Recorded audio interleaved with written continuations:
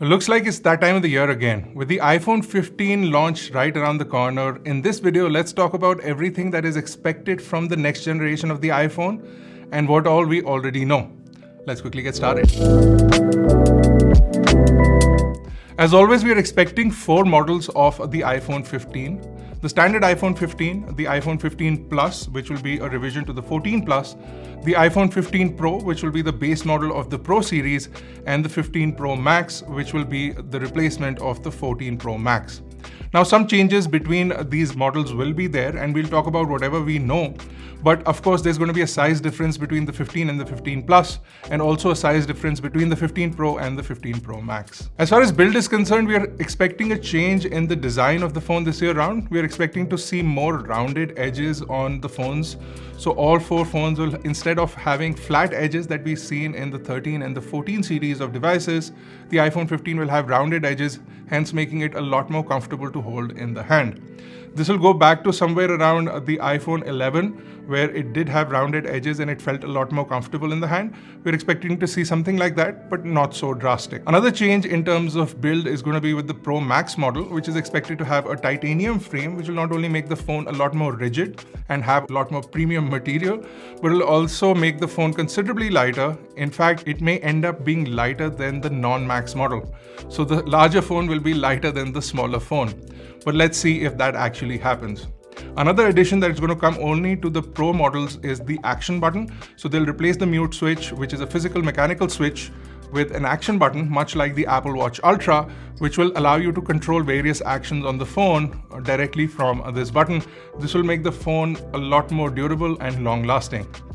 We're also expecting to see lesser bezels in the Pro model, increasing the size of the displays while retaining the same footprint of the phone.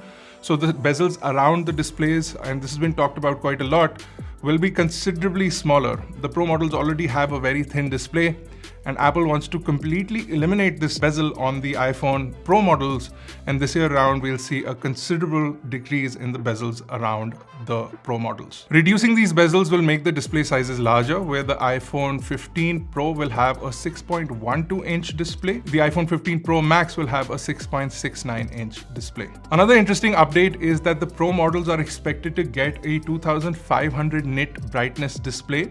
Now this will be peak brightness of the display, so you'll see this maybe in the 1 percentile or maybe in just for a second in outdoor environments. It'll be a massive jump from the 1800 nits we have right now to a 2500 nits display. One major change that was missed out last year, we'll see that this year, is that the dynamic island will now be available in the non-Pro models as well. So the 15 and the 15 Plus will also get a dynamic island, but we might see some special features that are limited to the Pro models and their dynamic island. We're also expecting a change in the refresh rate of the displays, so we might finally see the non-Pro models get 120 Hertz display, but we are just crossing our fingers for that. Finally, this year around the iPhone lineup will see USB-C, and this is a big push from the EU, but also something that Apple has been planning for a couple of years.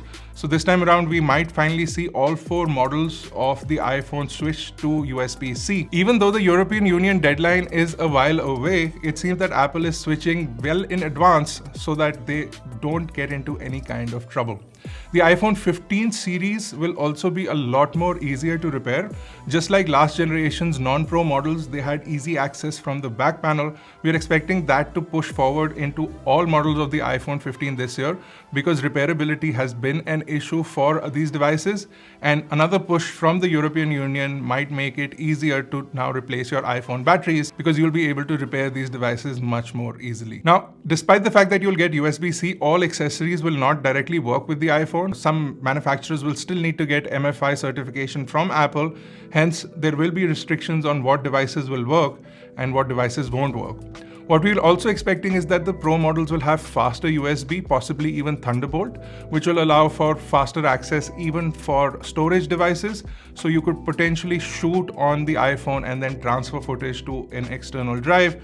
But all of this remains to be seen when the official launch actually happens. We might also finally see faster charging now available on the iPhone thanks to the USB-C standard. So we might see iPhones charging at a much faster speed than the current 20 watt that they are limited at. And hence we'll see faster charging times for the devices, even though 14 models are notoriously losing their battery capacity at this moment. We don't know if Apple will push for faster charging because that does tend to deteriorate the battery life of your device. The next generation of the iPhone is also expected to have a newer generation chip. So the A17, which will be based on the 3 nanometer process from TSMC, which will not only make the phones a lot more efficient, but also a lot more performance based. We're also going to see a big jump in the CPU and the GPU performance directly from this chip, and of course better battery management. We might see an increase in the GPU core count, but we might also see better capability of the neural engine, which is more AI based features, because Apple is also expected to launch some AI specific features that we think will be limited to the Pro models as well. Now, along with the new processor, we are also expecting bigger RAM in the new models, especially the Pro models will get a bump in RAM, and also the storage of the phones will finally now start at 256 GB, with the Pro Max now being available in a whopping 2 TB of storage. So it'll stretch from 256 GB to 2 TB instead of 128 GB to 1 TB in the current year. There'll be some camera changes. While camera from the 14 Pro will trickle down to the 15 and the 15 Plus, we're expecting a new periscope camera for the 15 Pro Max, which will allow for a 6x optical zoom, which will again be limited to the Max model. We might see some other changes in the non-Max model with the camera, and we might see the resolution of the non-main camera, so the ultra-wide and the telephoto be bumped up on the Pro model, whereas a specific periscope camera for the Pro Max. We're also expecting a newer generation Lidar scanner for the Pro models, which will improve accuracy and will also be a lot more faster. So all of those things will also be something worthy of testing out on the new devices. So Apple may drop the SIM card slot from the iPhone 15 in preference of an eSIM only iPhone. They already tested this in the US with the 14, so they might do this globally for the 15.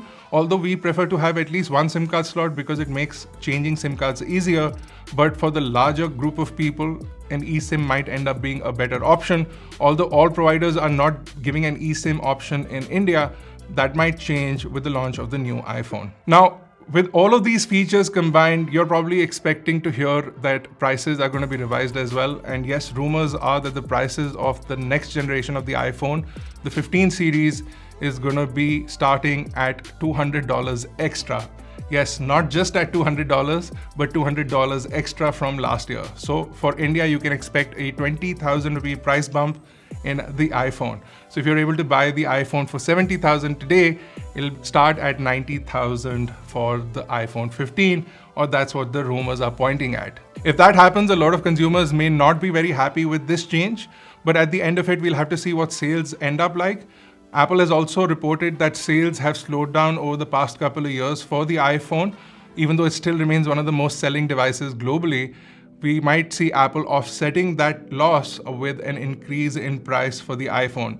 With all these expected changes, we expect Apple to fully announce the phone on the 12th of September with availability on September 22nd. What are your thoughts on the new iPhone? Let us know in the comment section below if you are going to be upgrading this year or if you're going to be sticking to your previous generation iPhone.